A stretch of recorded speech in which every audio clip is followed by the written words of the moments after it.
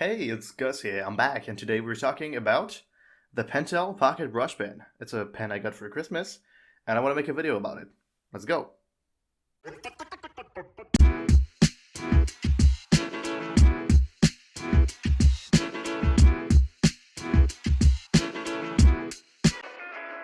So today I'm going to present you this awesome tool I got for Christmas. It's the Pentel Pocket Brush Pen. I already said in the intro. This is a bristle brush pen that's sort of the basic everyone uses. My mom gifted this lovely gift, of course.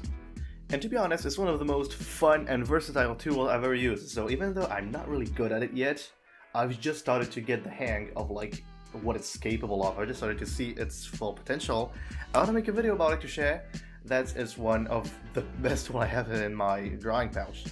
I'm not an expert by any means, I'm just some guy that's sharing my experiences with some people that are probably of a somewhere similar skill level. So, let's take a look at this tool, shall we? As you can see, this is the Pentel Pocket Brush Pen. It's a pretty fancy looking pen, actually, to be honest. There's a little bit of a Chinese or Japanese character over there, I don't know. The entire body is made of like black plastic that's sort of shining. There's this little pen clip right here. I'm going to try and show you a little bit more of a close-up. I don't know if the camera is really going to capture it well. I hope. We'll see, anyways. But if you're like me and don't really care about the looks, what you're truly interested in is this thing. The brush tip. There we go. More of a close-up once more. I don't know if it's going to work. Hopefully it will. So as you can maybe see, it's a very high quality brush tip. It's made out of synthetic bristles. It's really nice. It's always come back to a sharp point. It holds together really well. And there's that one bristle that's sticking out of the tip of it, like literally just one, that can allow you to get really thin, like this. It's hard to be consistent with it, and yeah, as you can see, I got a bit of a too thick there, but it's a really nice thing. So the brush tip is what you're after, and it's definitely really nice. You can mold this over to get really big strokes. You can do a bunch of crazy stuff. It'll always come back to a nice and sharp point. If it's not quite the shape you want, you can just boom, and it's nice, ready to go. So that's the main feature of this pen. Then the other good thing is that it's filled through a cartridge. It's a refillable, like this. This is the ink cartridge. Hopefully you can see it well. If it doesn't work, I'm gonna look like an idiot because I'm gonna do this every time I need to show you something. There you go. So the cartridges that come with the pen made by Pentel are actually kind of really good. The ink is very solid.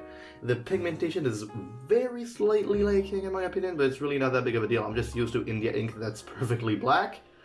It's completely waterproof and dries pretty freaking quickly. This one, however, is not the cartridges they sell, but it's the cartridge, but not the ink, because it runs out really quickly. So if you just buy them every time you need some more ink, you're gonna spend a ton of money. So what I do is I just get my my own ink. There it is. This is Rotring drying ink that I just put into the empty cartridges, and it works really well. So if you want to use this technique to refill your pen, just be careful about one thing.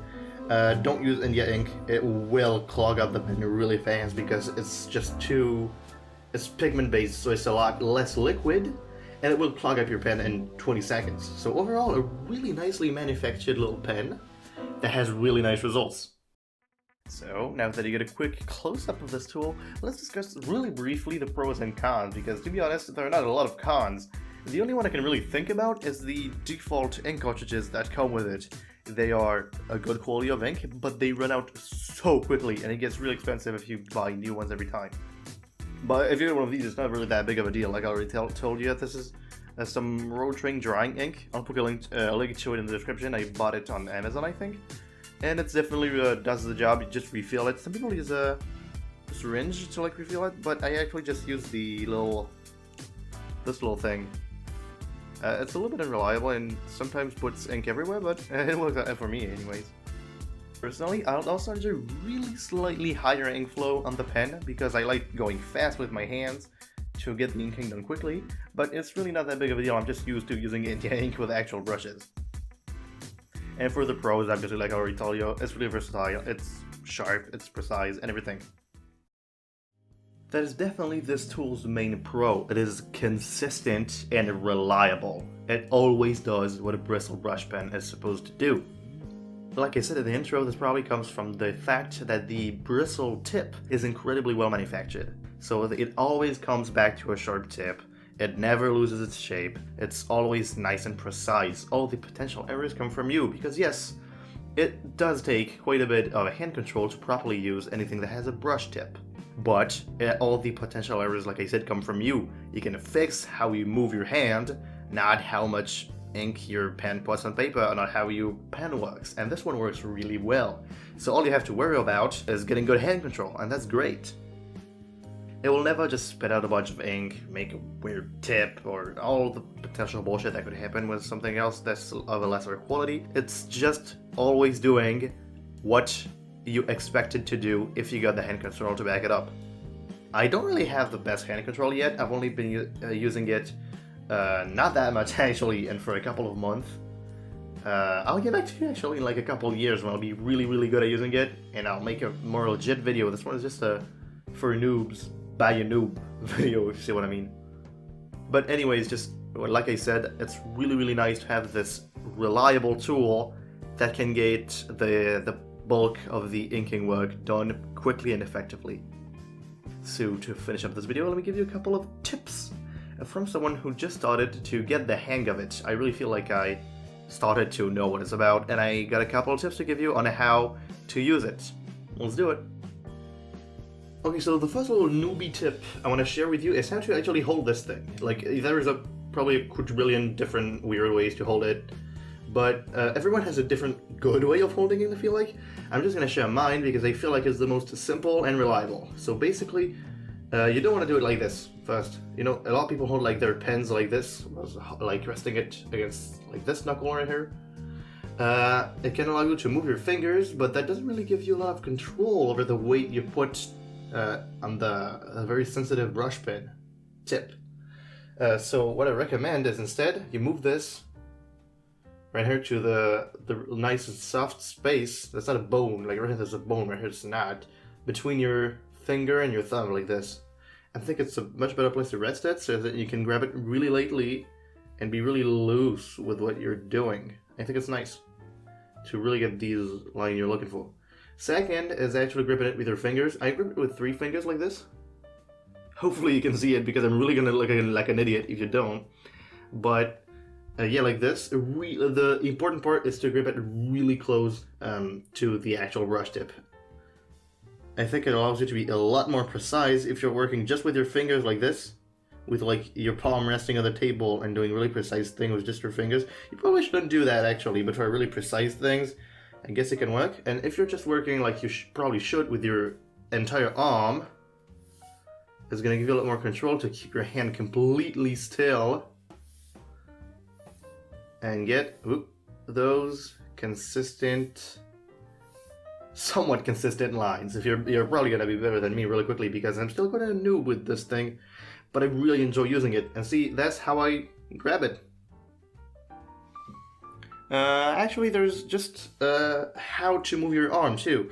So like I just said, I prefer to get my elbow off the table. Like I often plant my elbow when I'm doing stuff, but that's to move like this. But it doesn't really give me a lot of freedom. I get my elbow off the table. I rest somewhat my palm on the table, but I probably shouldn't do that. I'm just lazy. And I just move my entire arm with my shoulder relaxed, nice and wide strokes. Can get precise. I feel like that's the best way because like you just eliminate variables. Like you have 3 articulations to move your arm, and if you only use one, well, you get 3 times less chances to fuck up. So that's a lot more reliable, I feel like.